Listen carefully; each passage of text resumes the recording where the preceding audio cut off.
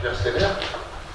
Donc, je suis le candidat investi par le mouvement En Marche, qui a été initié donc, par Emmanuel Macron, pour la troisième circonscription donc, des Landes.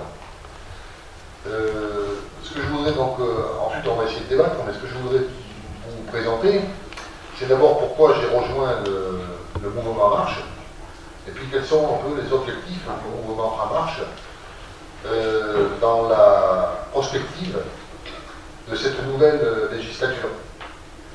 Alors le mouvement En Marche, comme vous le savez, a été créé par... je vais m'asseoir, ça vous dérange pas. Le mouvement En Marche a été créé par Emmanuel Macron en août dernier. Je l'ai rejoint en décembre, et là où j'étais sensible sur ce mouvement qui a la particularité de vouloir un peu briser les habitudes et briser les méthodes de fonctionnement. C'est principalement lorsqu'il a été ministre de l'économie que Emmanuel Macron a fait un constat. Le premier constat, c'est qu'il fallait en fait... je vous en prie madame, bonjour. Asseyez-vous.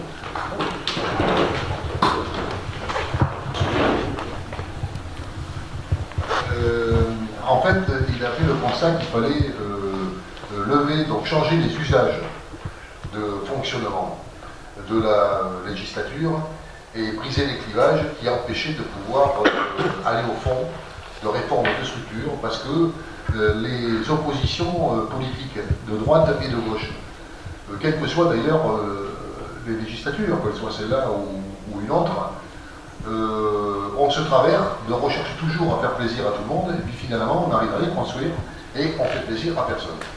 Quand il a été ministre de l'économie, en ce qui concerne donc les usages aussi, le fonctionnement fait que les appareils, par le poids qu'ils ont dans le milieu politique et dans le gouvernement indirectement, finit par être des blocages et les empêcher de fonctionner et de construire des réformes solides.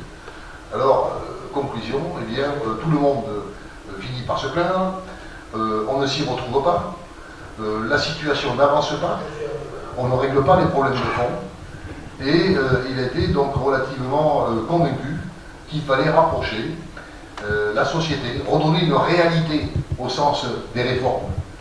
Ne plus s'appuyer sur des opinions, mais essayer de se mettre d'accord sur un programme de fond. Essayer de donner une réalité, il fallait amener un peu de sang neuf dans cette nouvelle façon de travailler, de changer les usages, sans pour autant casser évidemment les partis politiques. Et ce mouvement, il est né en fait de la rencontre d'une grande ambition qu'il a eue et qui a marché. Donc, et moi j'en suis très content du mouvement En Marche, de passer un peu un contrat avec la nation, d'associer dans les réformes des représentants de la société civile. Moi je me suis engagé parce que je suis comme vous, j'ai 67 ans, donc je suis retraité, je vais y revenir. Je suis commissaire de police donc honoraire, retraité. J'avais une deuxième fonction pendant 10 ans de conseil aux entreprises en difficulté, je vous l'expliquerai, je vais y revenir aussi. Mais il a eu l'opportunité, parce que le constat pas de dysfonctionnement, mais le constat des difficultés à intégrer dans les lois la réalité dont tous on a besoin, de devoir se reconnaître dans ce qui est fait, d'associer donc des gens comme vous, comme moi, de la société civile, dorénavant, à rentrer pour moitié dans les postes parlementaires. Alors là, vous l'avez vu, c'est un contrat qu'il a tenu, moi je l'ai trouvé relativement ambitieux, donc je me suis présenté, au même titre que 20 000 compatriotes comme moi, qui se sont représentés, et puis donc j'ai été investi par une commission indépendante pour, au nom des gens qui ne font pas de la politique, de pouvoir donc candidater aux élections législatives. Bon, moi ça me fait plaisir, c'est une grande fierté bien sûr. À 67 ans, je ne comptais pas faire de la politique, mais je pense que c'est un challenge. C'est un challenge de nous citoyens de nous retrouver dans le débat politique. C'est pour ça que je dis que c'est une véritable révolution. Parce que jusque-là, c'est pas ça. Ce sont les partis politiques qui restent attachés, les uns à droite, les autres à gauche, à ce qui est leur tradition, à ce qui est leur structure d'appareil. Là, non. J'y crois fermement et je pense que cet apport des gens de la société civile comme moi peuvent amener du réalisme et de l'oxygène au fonctionnement. Alors, deuxième raison, aspect sur lequel je voulais vous entretenir, c'est en fait pourquoi moi j'ai été investi plus que d'autres. Pas parce que je suis meilleur, on a tous quelque chose, mais enfin, on a tous quelque part des compétences, évidemment. On a tous quelque part une expérience. Moi, je pense avoir été principalement retenu, peut-être pour mes deux fonctions. La première, comme je vous le disais, je suis un commissaire de police un peu atypique. Chacun, finalement, dans son métier, est un peu atypique, parce qu'on est tous des professionnels de quelque chose.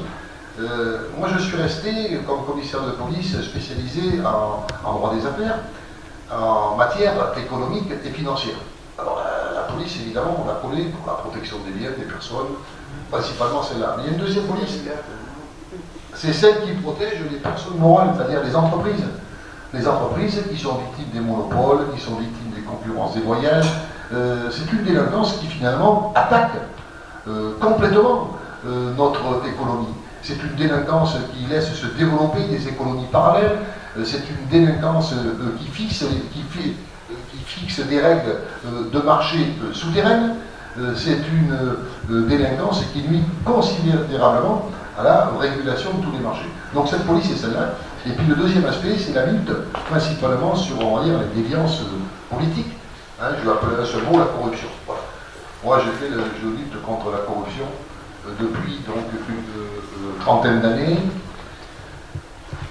Cette corruption, c'est un véritable fléau, parce qu'elle porte atteinte à la démocratie, elle gangrène un peu notre fonctionnement, et puis elle a surtout le mauvais effet de donner une image tout à fait regrettable du milieu politique, et elle contribue à éloigner le citoyen de l'élu.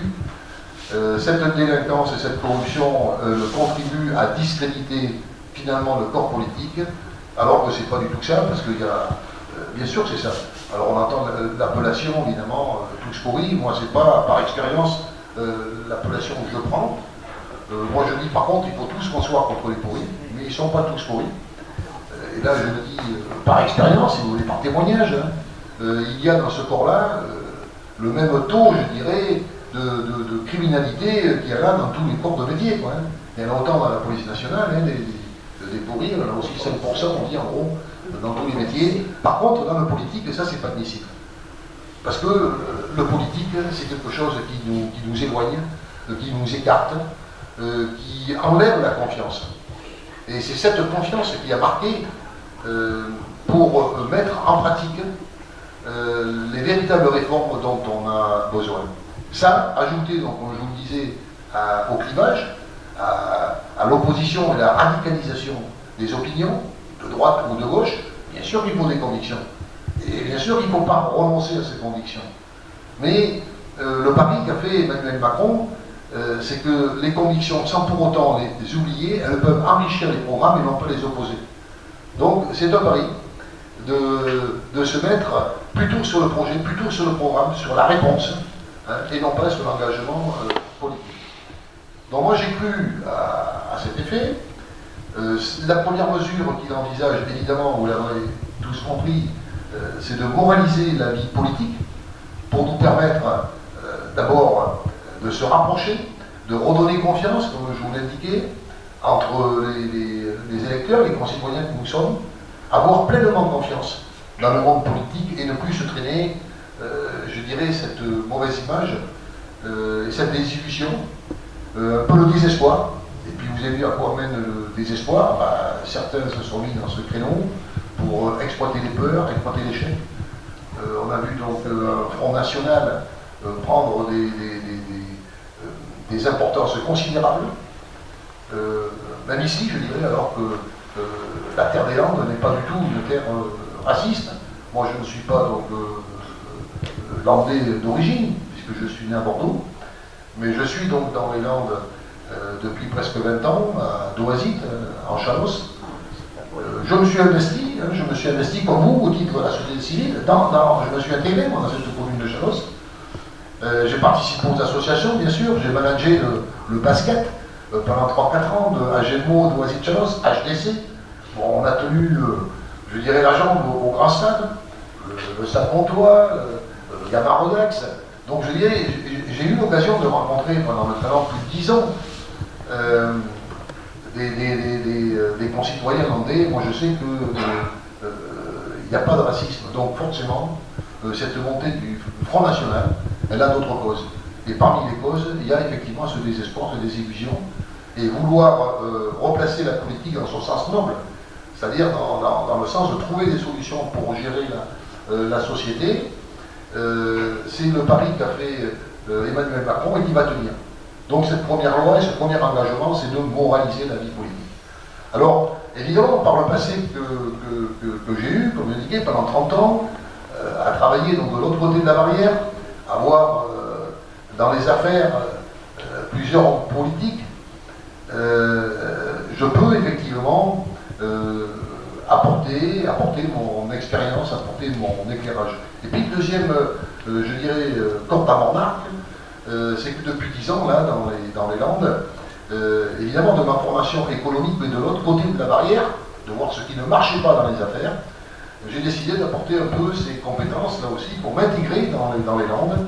Et depuis 10 ans, j'accompagne les petites entreprises en difficulté, les petites structures économiques, parce qu'en fait, le tissu économique de notre département, de notre territoire, il n'est pas constitué, comme on l'entend à droite et à gauche finalement, que de multinationales. Il n'est pas constitué que des sociétés du CAC 40, sur lesquelles on pourrait dire piquer-pendre. Là, je ne me prononçais pas, mais on sait nous tous que l'emploi, l'activité, elle est principalement créée par des petites cellules économiques, d'entrepreneurs, d'artisans, de commerçants, de TPE, et qui rencontrent des difficultés, qui ne sont pas écoutées. Donc j'ai fait l'effort, et j'en suis très content pendant 10 ans, d'accompagner ceux qui ont des difficultés pour essayer de se maintenir en activité, de poursuivre, de redresser leur activité et de maintenir les emplois. Le programme d'Emmanuel Macron est complètement axé sur, évidemment, cette orientation économique. Puisque sa deuxième action, je dirais, de président de la République, après avoir, vous l'avez compris, moralisé, j'y reviens pas, non, pour en parler un peu, la vie politique, son deuxième grand projet, c'est de redonner de la liberté à l'entreprise. Et à l'entreprise, dans la structure qu'elle est, c'est-à-dire l'entreprise, ces petites, grandes entreprises, je dis encore, c'est pas forcément toutes ces grandes sociétés. Et nous, on le sait ici, dans le tissu local. On le sait que l'entreprise, c'est celle qui a un salarié, deux salariés. Après, on va parler des agriculteurs. L'agriculteur, c'est un métier, certes, mais avant tout, c'est un entrepreneur. C'est quelqu'un qui entreprend, c'est quelqu'un qui est le chef d'entreprise. Il a plusieurs métiers. Il y a le métier de la terre, mais il faut aussi gérer ses moyens. Il faut trouver pour renouveler ses matériels. Il faut faire face à la vente de produits pour payer ses salariés. Donc je veux dire, il a une activité de société et il a une importance considérable dans le milieu économique. Donc cette protection, il a voulu par le droit du travail, notamment donc, le code de travail, c'est son deuxième axe de réforme. Là aussi, la même chose qu'en politique, il fait le pari que pour réussir cette deuxième cellule, qui est la cellule économique, on doit s'entendre. On doit s'entendre, c'est-à-dire ceux qui travaillent doivent pouvoir s'entendre avec ceux qui emploient pour pouvoir trouver des solutions viables. Alors évidemment, la réforme du code du travail, les uns disent oui, mais il abandonne la protection sociale pour se mettre du côté de l'entreprise. Non, il faut trouver un dénominateur commun. Il faut que maintenant trouver cet apaisement dans nos relations, le même apaisement dans la vie économique que nous demandons de cet apaisement dans la vie politique. Donc ce n'est pas vouloir porter tort à l'un ou porter tort à l'autre, c'est libérer l'entreprise, parce qu'en libérant l'entreprise, en lui donnant les moyens d'être plus flexible, peut-être qu'elle sera plus proche, finalement, de la réalisation et de son maintien d'activité et du développement de l'emploi. Donc c'est cette deuxième plan de réforme qui compte engager. Nous ici sur le territoire, moi la proposition donc, que je fais par ma candidature, maintenant que je vous ai rapidement expliqué pourquoi j'ai adhéré à ce mouvement à marche, ce mouvement de citoyens, je dirais, que j'ai adhéré comme vous à titre pour jamais avoir fait de politique avant, à titre de société civile, semblable à la vôtre, sauf mon métier particulier, que je viens de vous expliquer.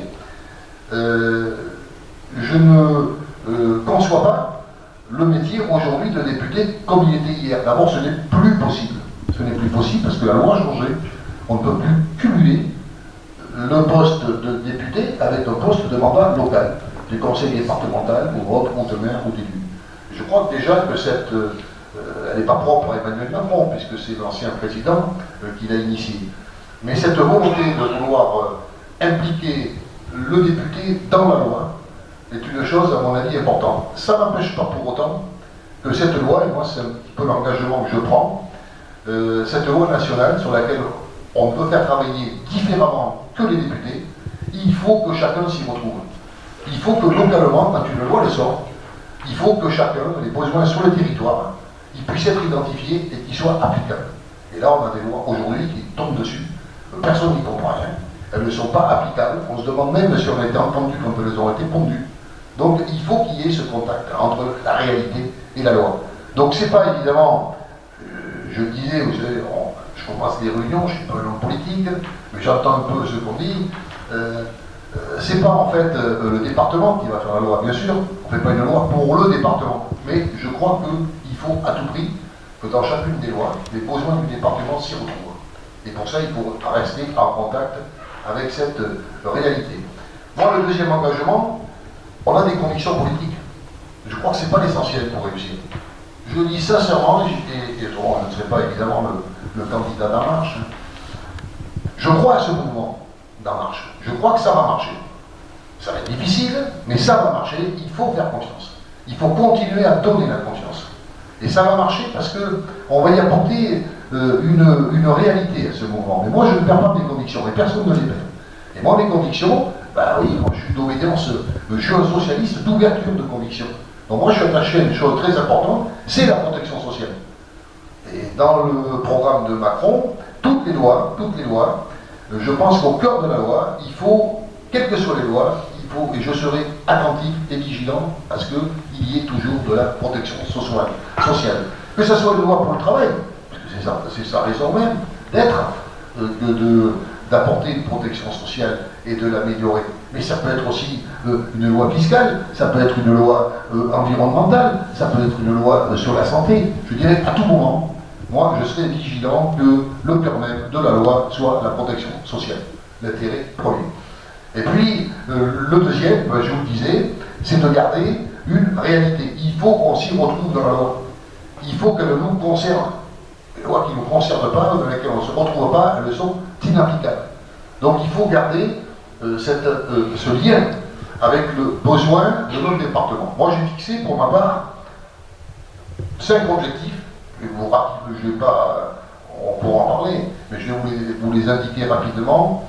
Le premier objectif me concernant, vous l'avez compris, je suis plus axé sur ce terrain économique, qui est le deuxième moteur après la famille. C'est l'entreprise, c'est l'emploi. Donc ma première préoccupation, c'est de contenir et de continuer à veiller à ce que tout soit fait pour maintenir une activité, parce que de l'activité dépend l'emploi. Donc pour moi, c'est une préoccupation, tout en étant vigilant, toujours pareil, qu'on garde au centre de cet objectif la protection sociale de tous. Le deuxième objectif, évidemment, ici, c'est l'agriculture. Et comme je vous disais, l'agriculture, c'est l'agriculteur, bien sûr, mais c'est l'agriculteur toujours sous l'angle de l'agriculteur entrepreneur. Donc lui aussi, une entreprise, eh bien, il faut le libérer, il faut lui faire confiance. Toutes ces règles qui les empêchent d'évoluer, alors j'entends les inquiétudes, oui mais l'écologie fait ceci, non, il faut faire confiance, je crois, à l'agriculteur, le libérer dans les contraintes et les normes, lui faire confiance pour pouvoir développer son activité et son territoire, et lui apporter toujours la protection sociale. La protection sociale sur la couverture sociale. La protection sociale sur le chômage en cas d'incapacité ou d'événement. Que le chômage puisse être accessible à tous, y compris aux indépendants et aux agriculteurs. Bon, ça c'est le deuxième point. Le troisième point, c'est la santé. Parce que la santé, bah, c'est ce qui nous permet d'être en forme, c'est ce qui nous permet de durer longtemps. Et puis la santé, je veux dire, c'est quelque chose qui doit être associé au bien vivre. Et le bien vivre, et c'est principalement ceux qui sont touchés par la santé. Alors les personnes âgées, c'est continuer à les entourer, à développer les projets d'insertion et d'accompagnement des personnes âgées, rompre cet isolement, donner les moyens matériels d'accueillir et d'aider les personnes les plus, je dirais, impactées par ces nouvelles maladies, dégénérescence du cerveau, l'Alzheimer et autres. Il faut vraiment y penser à l'accompagnement. Protection sociale, c'est dans cet accompagnement, il ne faut pas oublier aussi qu'il n'y a pas que la personne. Dans l'accompagnement, il y a ceux qui sont autour. Il y a ceux qui souffrent de cette situation-là. Leur donner aussi la même couverture.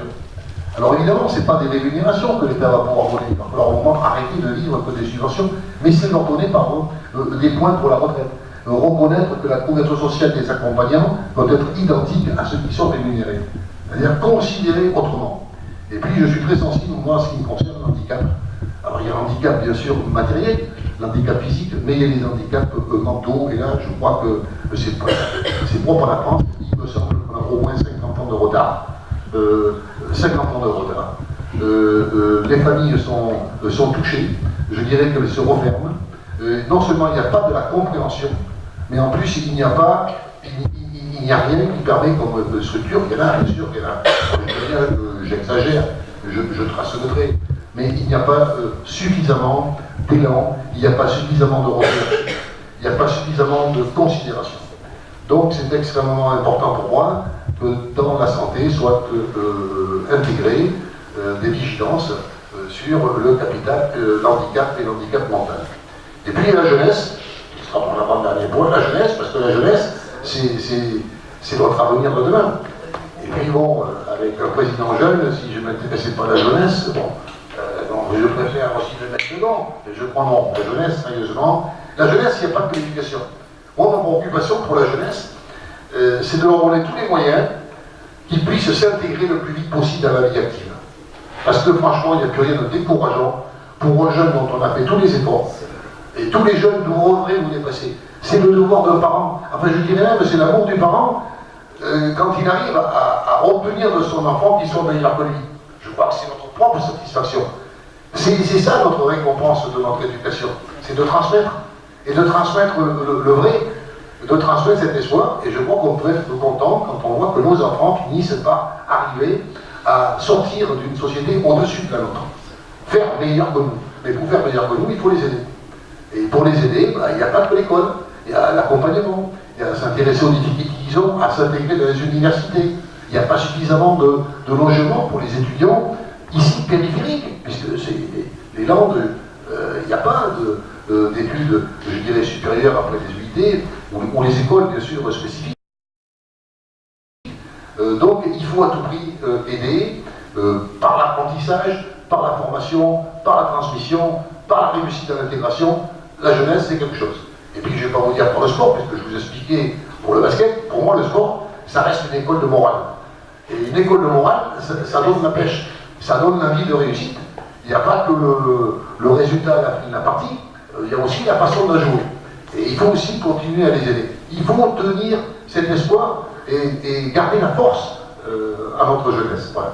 Et puis, le dernier point, c'est le territoire. Les territoires, il y a des rassemblements de communes, il y a ce qu'on appelle un millefeuille administratif. Alors à la fois, il est de l'intérêt, bien sûr, que chaque commune soit pas isolée, qu'elle se regroupe pour les moyens. On pense à des économies de lignes, permettant de mutualiser les moyens des unes et des autres. Mais il y a aussi des inquiétudes par rapport à la réorganisation. On se retrouve maintenant dans une grande région où tout le monde peut s'interroger. Le rapport on a ici en Bas-des-Landes, avec le haut de Poitiers peut-être. Donc c'est une préoccupation de pouvoir rester dans cette territorialité, de continuer à la moderniser en étant vigilant sur l'intérêt général qu'elle nous apporte, à nous qui y vivons, mais sans oublier aussi à ceux qui la dirigent. Et là je reviens aux élus locaux, les mandats qu'on a pu leur donner, ce sont des bénévoles, comme on a des bénévoles dans tout le milieu associatif. Ce sont des gens qui sont là pour nous gérer. Avec ici localement, on a d'excellents contacts. Et je pense que la préoccupation, c'est qu'ils fassent au mieux pour nous. Et pour cela, bon, je serai vigilant sur toute la réorganisation de cette modernisation, le transfert aussi bien sur un point de vue de budget, que sur un point de vue matériel, que sur un point de vue de ressources humaines, c'est-à-dire les emplois qui ont été créés par rapport aux structures nouvelles, et il faut qu'ils favorisent l'intérêt général. Voilà, globalement, résumé, j'étais peut-être long, j'ai essayé de dérouler un peu pourquoi je marche, jusqu'où je vais marcher, vous avez compris, jusqu'à l'élection du 11 juin. J'espère que ça sera bouclé pour moi ce soir-là, on n'ira pas y revenir le 18. Bon, si on y revient, je vous reverrai. Donc, si vous voulez, je vais au bout le marché, et même très très vite, jusqu'au 11 juin. Vous avez intérêt de courir. Je vais courir. Bon, je vous remercie, c'est gentil. Vous voulez prendre la parole? Vous voulez me dire quelques mots? Ah ben je vous assure de tout mon soutien, je vous souhaite bon courage, parce que c'est vrai que vous êtes assez nombreux à briguer la place. Et bon, ça va être dur d'être élu au premier tour, mais on va tout faire pour. Moi j'y crois. Ah ben, si vous y croyez pas, ça serait malheureux. Non, je pense là. La campagne, bon, il y a 13 candidats, mais la campagne c'est une expérience. Moi j'ai jamais fait de politique. C'est la première fois que j'ai l'occasion je me surprends même, de parler de politique. Et je crois que c'est l'occasion aussi pour beaucoup d'échanger. C'est un moment où on se retrouve en fait. On se retrouve assez peu, et c'est dommage que la politique ait perdu ce côté convivial, ce côté d'échange, ce côté respect des opinions qu'on peut avoir. On peut en parler, c'est-à-dire sans pour autant se fâcher. Et cette élection législative, je souhaite que pour tous les candidats, finalement, ça soit l'occasion d'une rencontre. Et puis après, bon, ben, écoutez, chacun se détermine. Bon, vous avez compris, il préfère déterminer sur moi que sur les autres. Mais bon, hein. Voilà, vous avez des questions? Oui. S'il vous plaît, monsieur, comment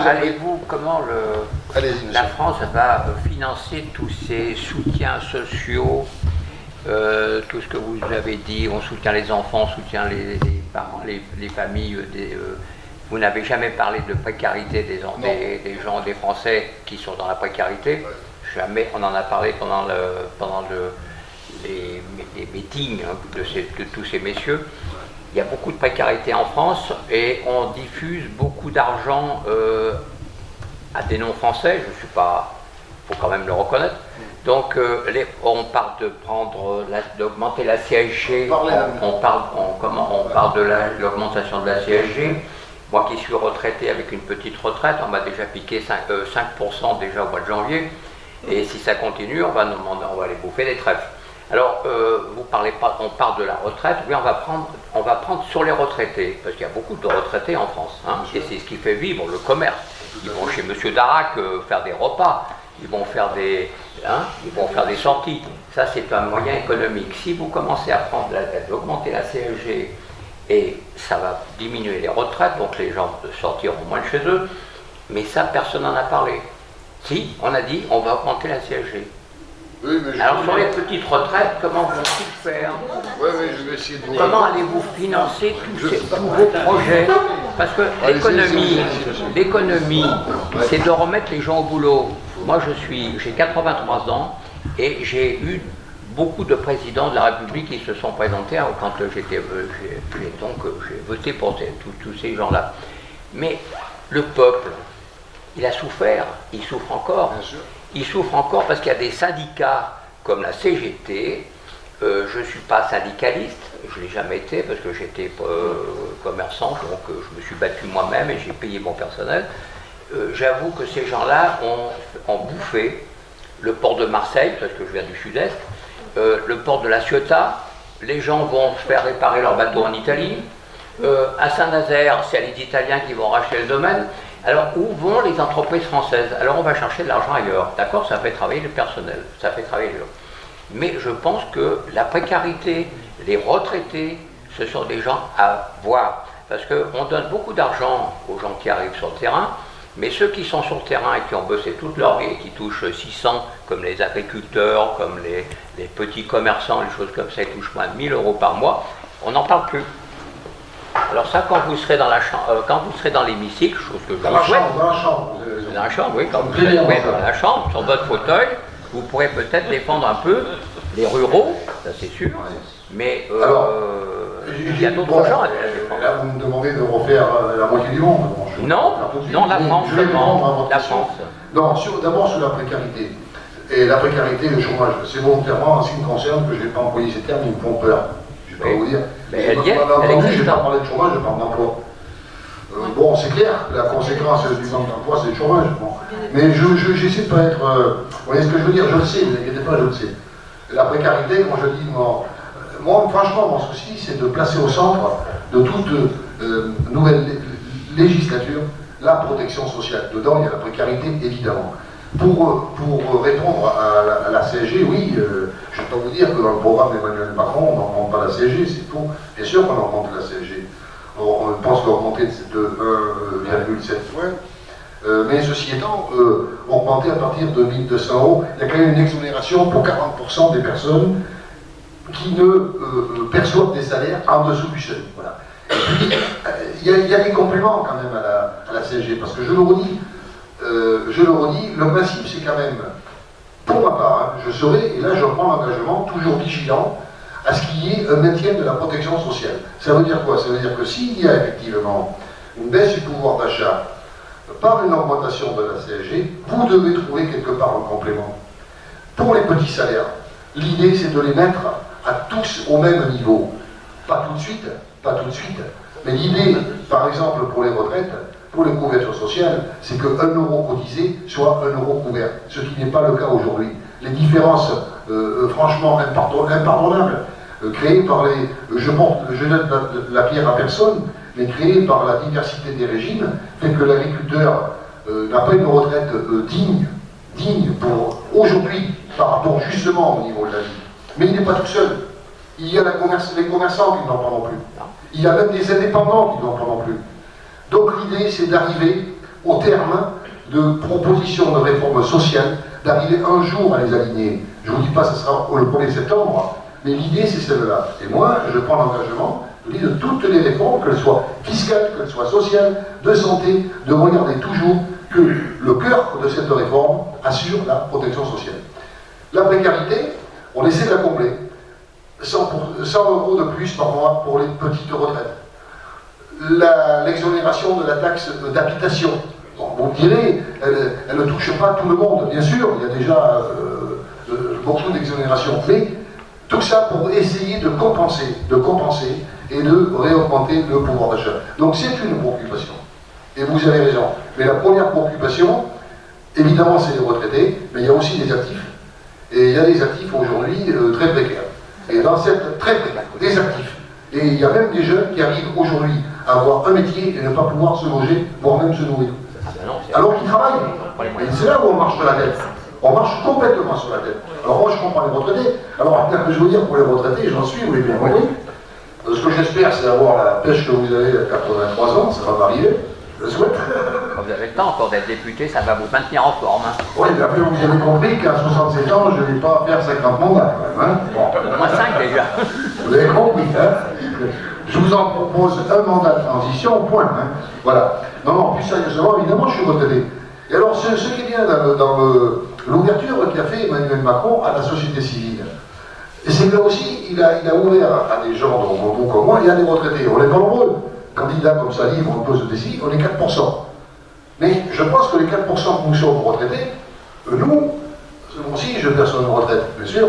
Bon, c'est la réalité, mais je reçois une retraite. Je sais qu'il n'y a pas d'augmentation de retraite depuis 6 ans. Je sais qu'il n'y a plus d'alignement sur les actifs. Je sais qu'il faut être vigilant pour pas que le retraité soit aujourd'hui celui qui entretient la classe qui suit derrière. C'est-à-dire les enfants, les petits-enfants, parce qu'ils n'ont pas de travail, ils reviennent à la maison. Non, il faut rompre cette chaîne du retour vers la précarité. C'est du boulot. C'est du boulot. Mais moi j'y crois, et je suis convaincu que c'est le contraire. Nous allons inverser ce retour à la précarité et nous allons donner de l'élan. De l'élan. Mais je ne vous dis pas qu'on le donne le 1er septembre. C'est une préoccupation. Mais il vous faut largement les 5 ans. Hein. Oui, mais bon, pour refaire la France, comme vous dites, tout le monde, mais la France, ça va être du travail. Oui, enfin, voilà. Qui est-ce qui veut... Sûr peut-être, Oui, mais long. allez-y madame. Sûr? Ça sera peut-être sûr, mais ça sera long. Parce qu'il y a beaucoup de choses à mettre au point. Oui, moi je Il y en a beaucoup. Par contre, si vous pouviez supprimer quelques syndicats tels que la CGT, c'est le pouvoir qui a nous a foutu le boulot. j'ai pas voulu vous répondre, mais j'ai bien entendu, moi. J'ai pas voulu vous répondre. Ben, il y a M. Martinez, il est passé à la télévision il y a 1 heure, là, avec sa moustache, là. Et on va redescendre dans la rue. Merde, c'est pas vrai, ça. Moi, vous avez compris, évidemment, je suis obligé de me lancer dans la politique. Enfin, moi, je ne fais pas de politique, je ne l'ai jamais fait. Je pense avoir un regard bienveillant sur les acteurs, y compris les acteurs syndicalistes, parce qu'il y a franchement, il y a faux. Hein, il y a faux. Oui, il y a faux. Mais il faut raisonner, il faut aller dans les pays, en Allemagne et en Angleterre, les mecs ils réfléchissent avant de causer. Et le seul pays, le seul parti auquel je semble adhérer, moi, je suis d'accord avec vous, c'est le parti du bon sens. Voilà. Moi je pense que adhérer au parti du bon sens. Donc il y a des choses, oui.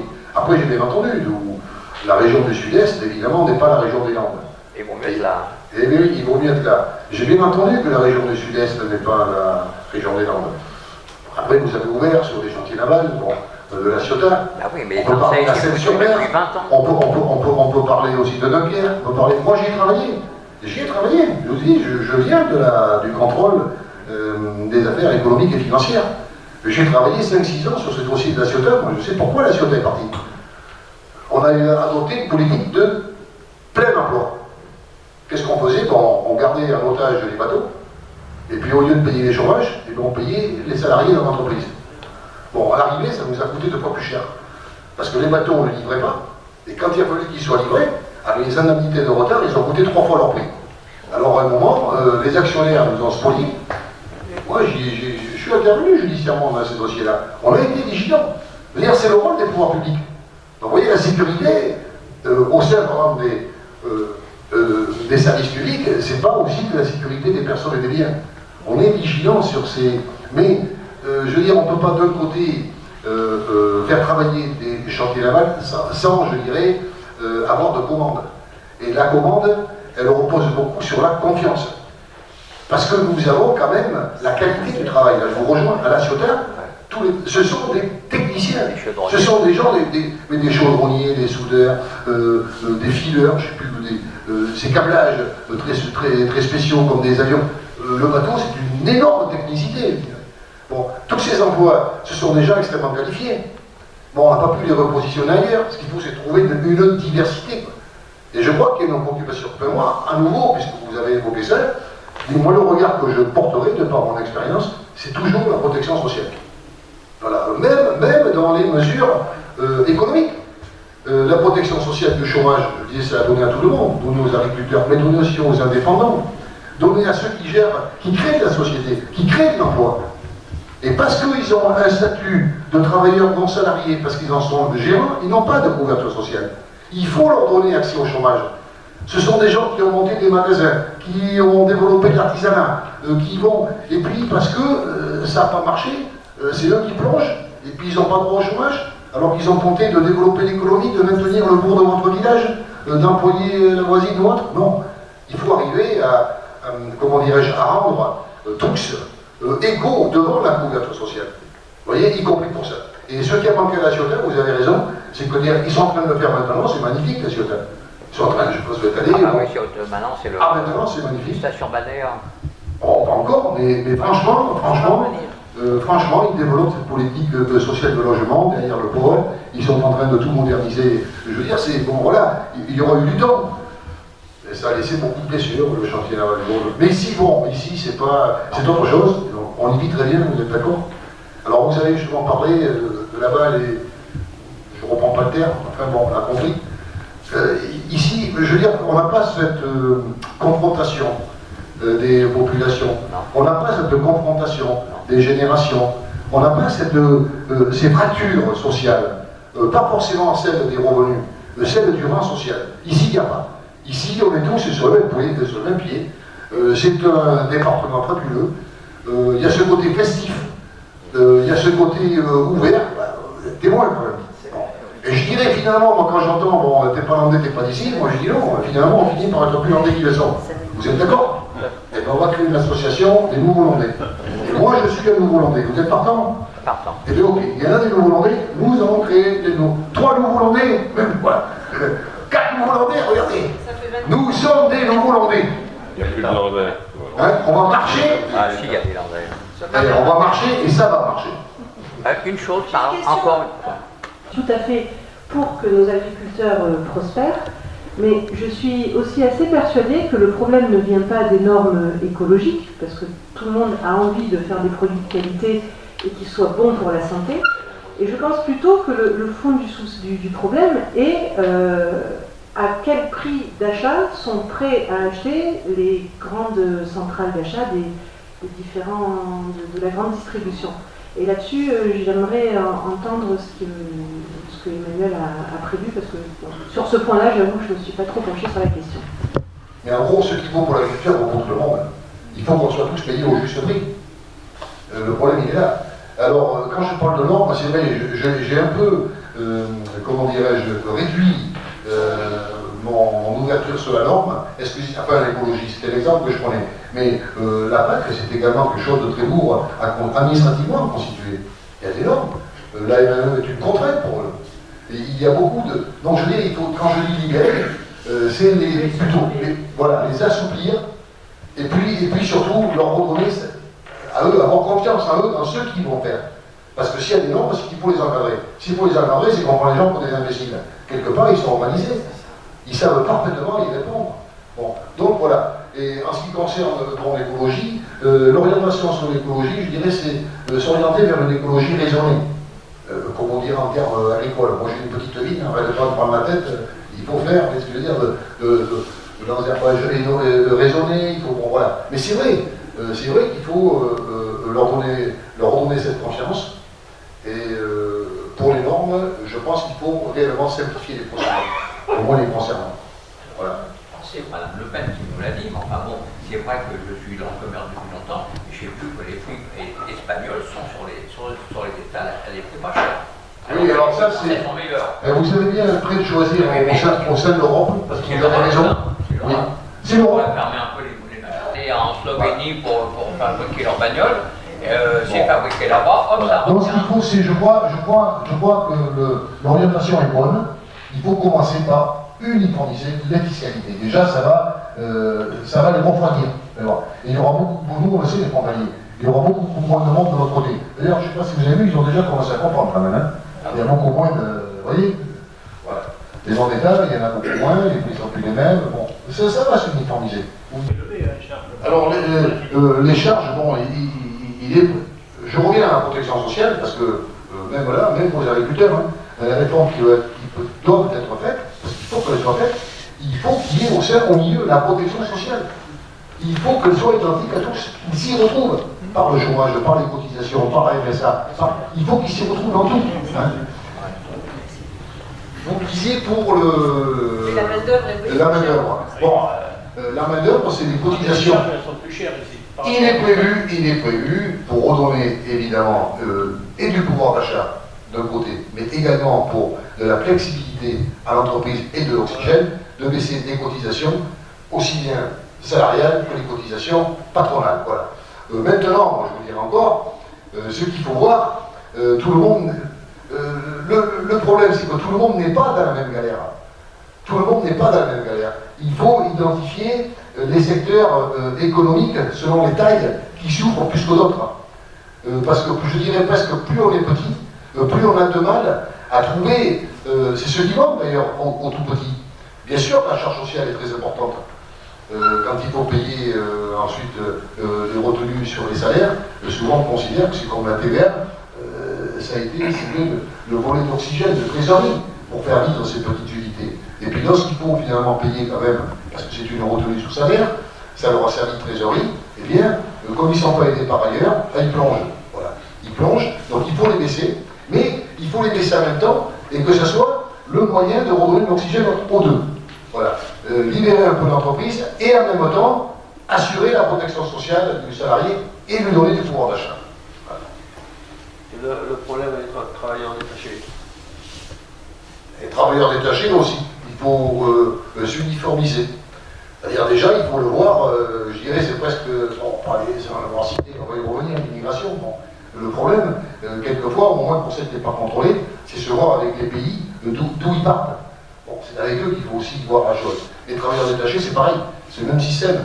Je veux dire, le problème, on le connaît, la couverture sociale des pays dans lesquels ils sont, c'est celle-là qui les impose, elle est arrivée nettement inférieure. Et évidemment, ils n'ont pas le même couverture sociale que chez nous, ce qui fait qu'on a une inégalité de la rémunération, et c'est pour ça qu'ils vont chercher à l'étranger.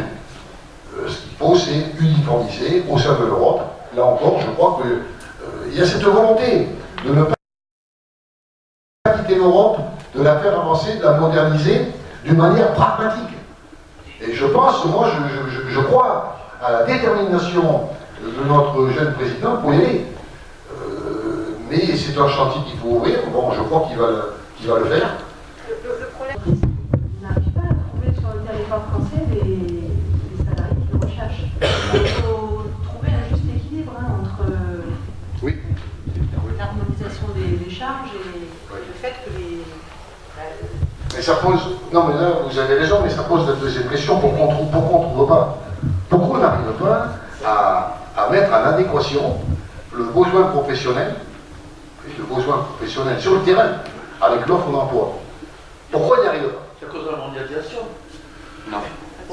C'est pas sûr. On a du lait le moins cher du monde, 35 centimes, comme la Nouvelle-Zélande, on a les charges les plus fortes du monde. Alors comment voulez-vous faire pour produire du lait? Le paysan, il travaille à la perte. On le vend pas au bon C'est le prix. problème de tout. C'est même pas les travailleurs détachés, d'accord, mais là, c'est le Oui, c'est le prix, le problème du prix. Ouais, non, mais le prix, on est dans la mondialisation pour tout, pour les voitures, pour tout ce que nous avons, on a les charges les plus élevées du monde. Alors on fait comment? Et vous dites que comment on va financer tout ça? Par la flexibilité, il faut qu'on arrive à baisser. Il faut arriver à baisser les charges sociales et aussi donner. Et qui va payer? Et qui va payer? Mais l'entreprise, elle a besoin d'oxygène pour fonctionner.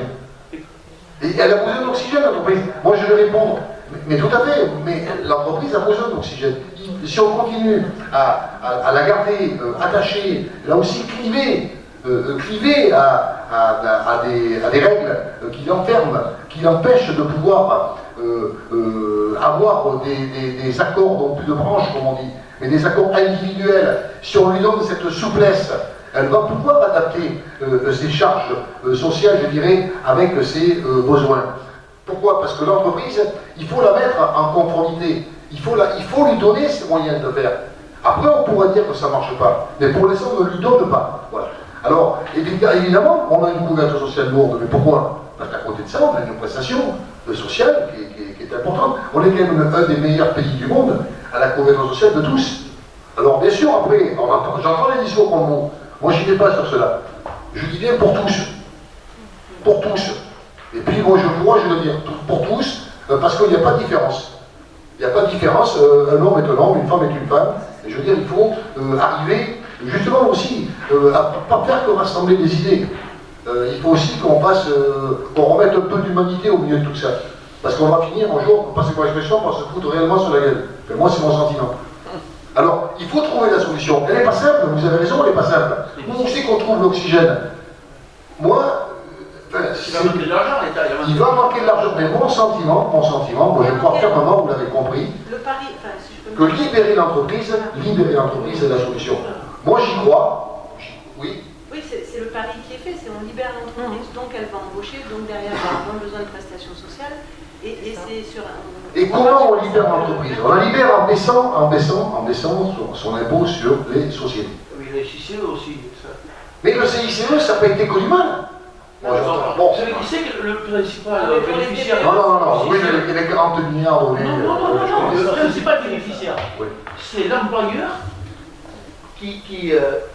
c'est la Poste, je peux vous dire, j'y ai travaillé, oui, on débauchait, et c'était la Poste qui touchait le CICE, le maximum, les sommes les plus grosses, pour pouvoir embaucher. J'entends ce discours, moi j'entends, et en plus, dans le programme d'Emmanuel Macron, vous avez compris, enfin je vous dis, il est question justement de le transformer ce CICE, d'accord? De ne pas le garder en l'état. Parce que l'inconvénient, il y a des inconvénients au CICE, j'en conviens, mais il ne faut pas tout dire non plus, parce qu'il y a eu des avantages. Moi je vous ai expliqué, depuis 10 ans, j'accompagne les petites structures.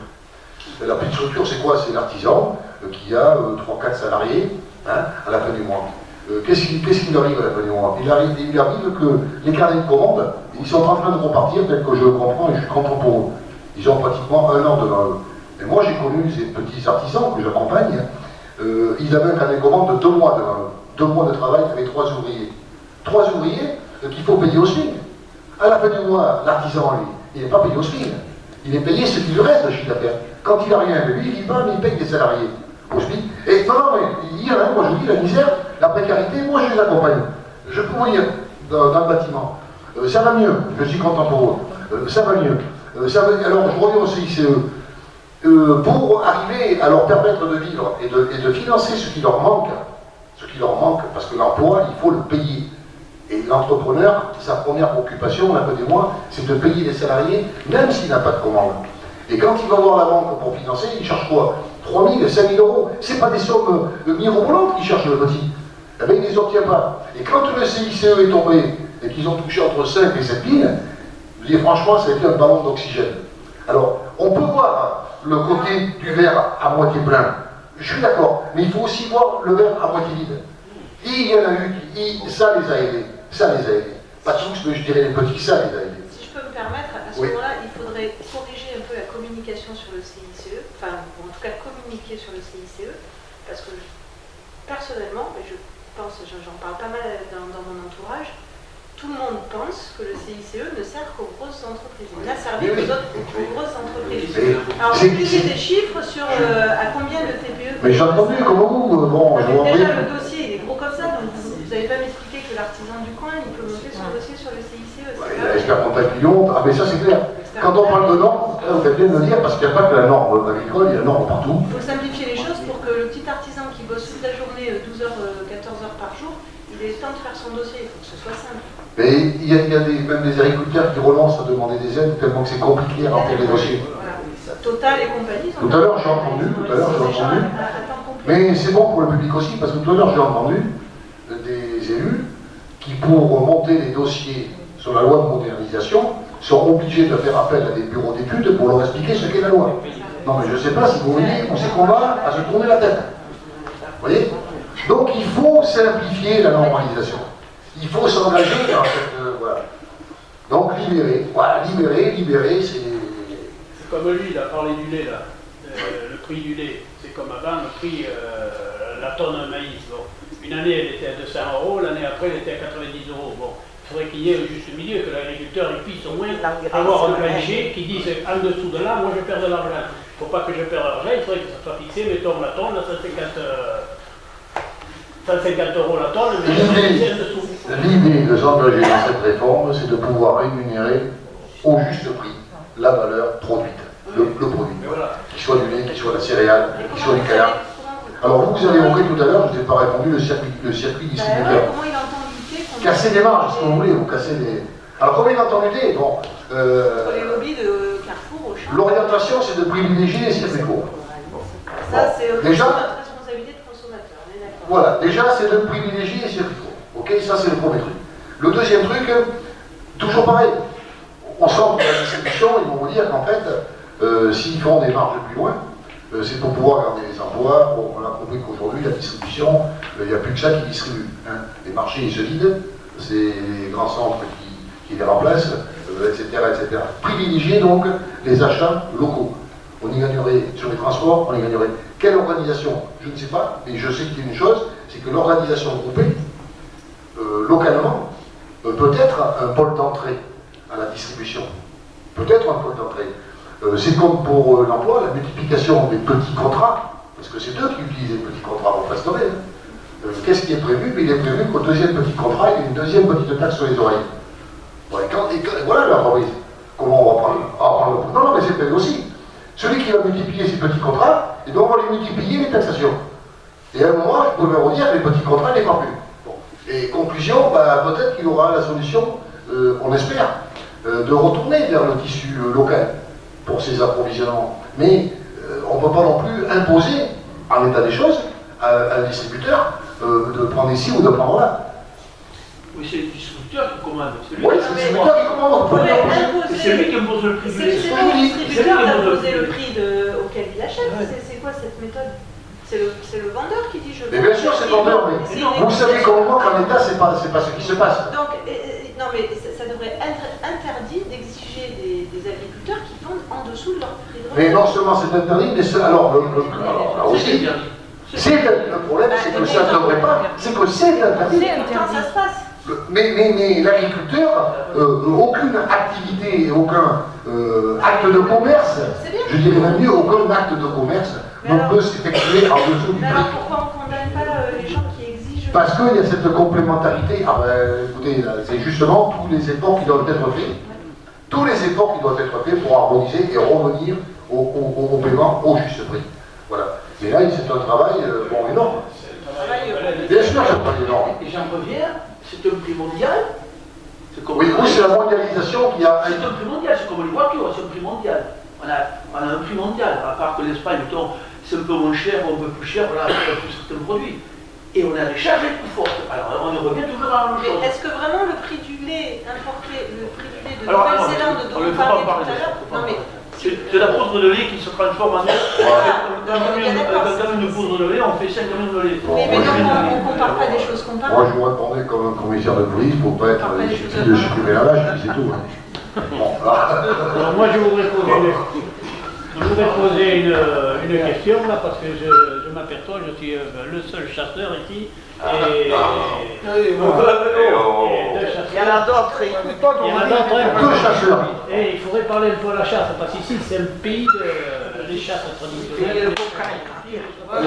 Mon cher, quelle chasse? Non mais À la catole, là? Oui, d'accord. non, justement. Supprimer la magole, une taxe dessus. C'est fini. Du Allez, on te dit.